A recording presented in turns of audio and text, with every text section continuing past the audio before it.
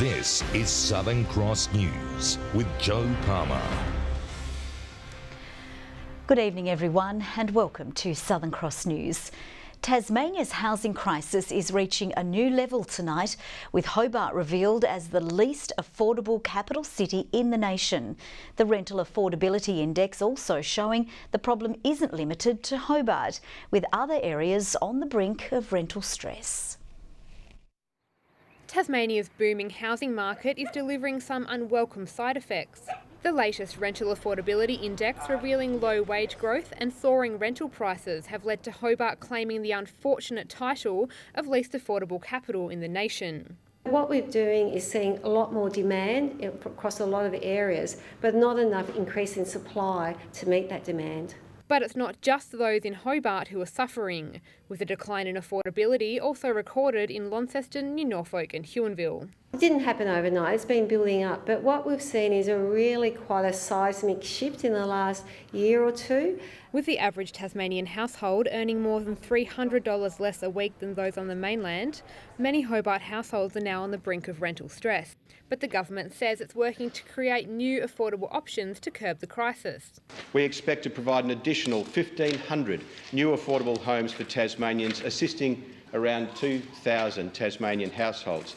But Labor says the government is lagging behind. To have built just 37 houses out of a target of 430 means that they're going to have to do an awful lot of work over the next 12 months if they're expecting to actually build the houses that they promised Tasmanians they would. They will be pleased to see $25 million next financial year brought forward to invest in this affordable housing challenge for Tasmania. The Greens arguing that rental increases should be capped at CPI, with the short-term accommodation market better regulated. We've got a free-for-all here, and what the latest Rental Affordability Index tells us is that people are actually moving closer towards poverty and homelessness as a result of soaring rents. With some families spending up to 80% of their income on rent, Shelter Tasmania is calling for urgent change. Michelle Wisby, Southern Cross News. There's developing news out of the Tasman Peninsula this evening, with police confirming they've found the body of an 80-year-old man at Denali. He was reported overdue from a boat trip and police couldn't locate him in Boomer Bay, where his boat was moored. Authorities launched a search of the area and found the deceased man wearing a life jacket. Police say there are no suspicious circumstances and they're preparing a report for the coroner. Tasmania Police says it will continue to identify outlaw motorcycle club members it's arrested as it pushes on to introduce new bikie laws.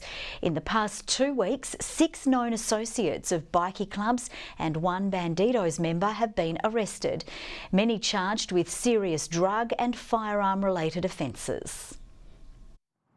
Police say they're not specifically targeting outlaw motorcycle clubs, but they are arresting many of their known associates.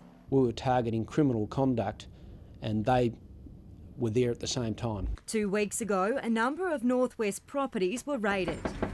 Police! Search warrant! Today it was revealed 4 people arrested as part of that operation were connected with bikie clubs. They included a 49-year-old Devonport man with alleged links to the Finks, Outlaws and Devil's Henchmen, and 3 women all believed to be Bandido's associates. Police say a 40-year-old Bandido's club member was also charged with burglary, evading police and driving whilst disqualified. The foothold has always been there. It's emerging as a greater concern for us, and that's the reason why we've named them up in terms of their connection to unlawful activity. This afternoon, another 2 men wearing Bandido's clothing were arrested. One was charged over a burglary at Penguin Sports Complex yesterday. The other allegedly had a loaded shotgun beside a bed when his property was searched. The charges come as Tasmania Police and the state government push on with plans to ban bikies from wearing their club colours in public and make it illegal for some to consort. Those proposed new laws are expected to be tabled in Parliament next month. Club members have previously described the proposed laws as discrimination. The Bandidos claiming distribution or use of ice is totally prohibited at the club. Violation of this rule is met with instant dismissal. The Law Society says it will be part of the new law debate to ensure they don't have any unintended consequences. These laws have been introduced in other states and have been the subject of some contested and heated arguments about the infringement of human rights. We're conscious of that. Monica Dadson at Southern Cross News. $5.5 million has now been spent in the effort to eradicate fruit fly from Tasmania. The pest was first detected on Flinders Island in January and later the northwest. But today it was confirmed the cause of the outbreak was infected fruit imported into the state late last year. A total of $8 million has been set aside for this financial year to continue the eradication response. Fruit fly surviving long enough over winter to reinfest fruit on mainland Tasmania in the coming spring and summer is extremely low. Biosecurity Tasmania is continuing to monitor more than 1,000 fruit fly traps across the state. Tasmania may be a step closer to having its own team in the AFL, following a meeting between TSL club presidents and the Gillon McLaughlin-led steering committee in Melbourne today. Our sports reporter Tom Cooper joins us now. Good evening, Tom. It sounds like it was a very interesting chat. Good evening, Joe. Yeah, it certainly appears so. I spoke with Kingborough President Paul Godomsky following today's meeting after he and North Launceston President Thane Brady were invited to AFL House to present their model for the future of football in the state. But in an unexpected twist, one of the steering committee's priorities was to gauge their thoughts on Tasmania finally having an AFL side. And it's understood that may even now be a part of the master plan moving forward. Godomsky also says the pair walked out of today's meeting feeling positive about the future of the statewide competition. Let's have a listen. There is an acceptance amongst the members of the steering committee that they don't have any understanding of what's happening on the ground in Tasmania now. So they really appreciated the information that we gave them.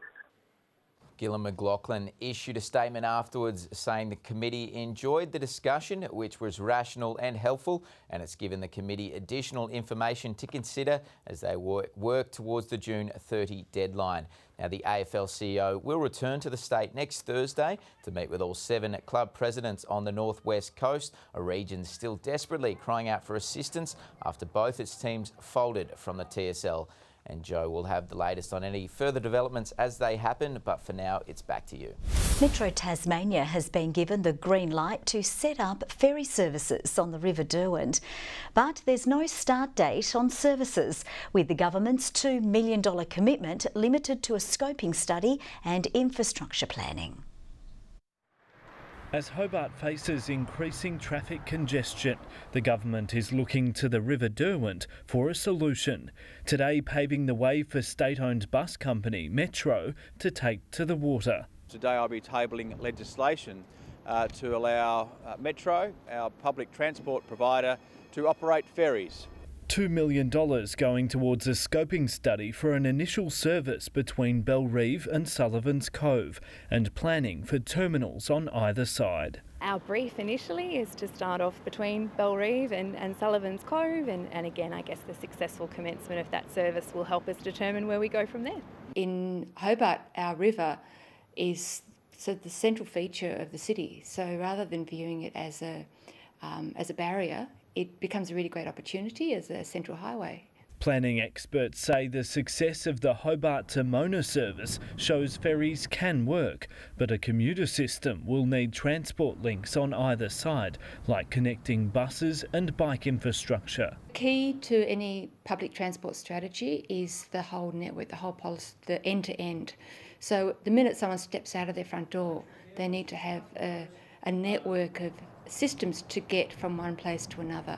But the government doesn't have an answer to a crucial question. When will the ferries start? There is a number of things we have to do, a lot of work to get done to allow this to happen. Michael Breen, Southern Cross News. The state's best trampolinists have an extra spring in their step, only days out from the sport's national titles. Tasmania is sending a record 44 high flyers to the championship, many going for the first time. It's enough to make you dizzy.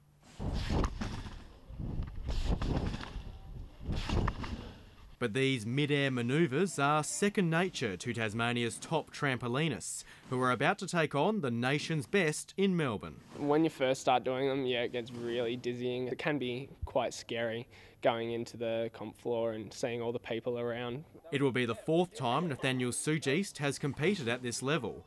As team captain, he'll have an extra role this time around, passing on his tips and tricks to the first-timers. I like it how they push me to my limits and stuff like that. It's just a really fun sport. Tasmania has performed strongly in the past, with some athletes going on to represent the country.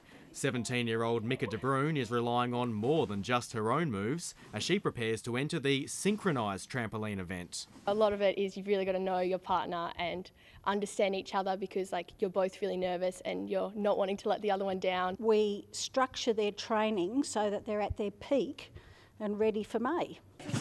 Push and squeeze up. Tasmania is sending its largest ever team this year, 44 athletes to represent the state from next week. Tom Johnson, Southern Cross News.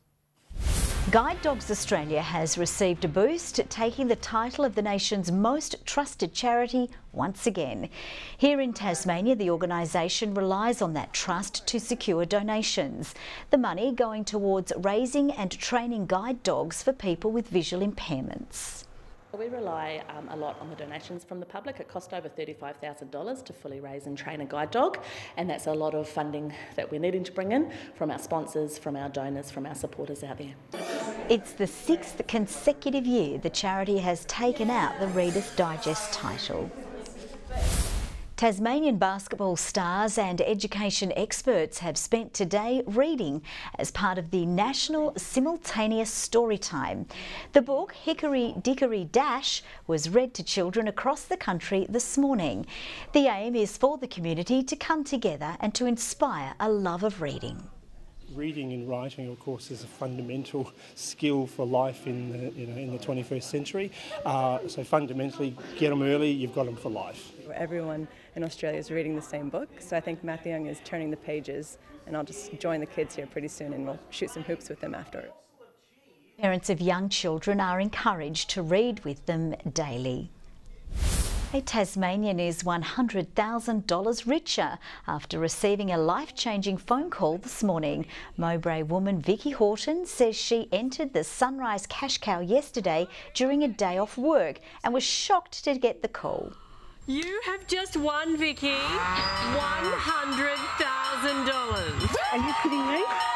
You've got no idea how amazing this is. Ms Horton says she plans to put the money towards her mortgage. Now let's take a look at the day's business and finance news with thanks to Tasplan, your local super fund. The Australian share market has closed slightly lower as steep falls in the energy and healthcare sectors offset gains among the telco, utilities and real estate sectors. The ASX 200 index has dropped by 9.4 points. A short time ago, the Australian dollar was trading at 75.4 US cents and 64.12 euro cents. Hobart Chargers import Mathai Muo has blamed bad refereeing for the side's narrow loss to Nunawading on the weekend, following a gritty win over old rivals Mount Gambier. No excuses needed for the women's side, however, who are running hot with 4 wins on the trot. It was all smiles for the students of Bridgewater today, but Muo is still stewing after Saturday night's 4-point loss to the Spectres. I mean, we really thought we had that, and then just at the end, the ref really, because they got the home court advantage, so the ref really gave them that game. That's my opinion. Friday proving a more memorable night out in front of the home crowd, with the Inform import contributing 17 points to the cause as the Chargers recorded a thrilling 2-point win over Mount Gambier. Second half of the season, hopefully we match even way better and just continue winning and make it to the top 2 and get home court advantage for the playoff.